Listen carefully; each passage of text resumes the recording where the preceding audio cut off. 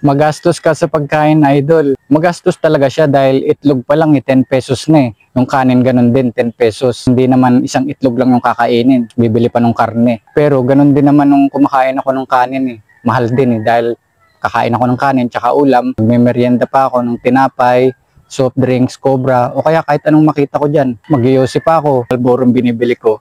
Kahakaha ako dahil para makatipid ako. Paggabi, iinom pa ako ng alak. Red Horse. Bali dalawa, bitin pa sa akin. Ang okay sa akin, 3 o 4. Di na ako nakikipag-inuman dahil alam ko naman yung mga kainuman, wala rin mga yan eh. Kwentong barbero lang yan eh. Eh di ang mababa, 3, 180 pesos. Eh di ganun din, mas mahal pa nga eh. Pero ngayon, kahit mahal yung ginagawa kong pagkain, eh nagagawa ko kahit maliit lang yung kita ko. Dahil nga, wala na sa akin yung sigarilyo, tsaka alak, tsaka yung merienda. Mas gugustuhin ko na yung ganong mahal kaysa naman yung mahal din naman, bandang huli magkakasakit ka, wala ka rin panggastos, 'di ba? Gagawa ka rin naman ng paraan eh. Wala kang pera, sisisihin mo yung kahit sino o gobyerno. Hindi ka pa makagalaw dahil nga may sakit ka na.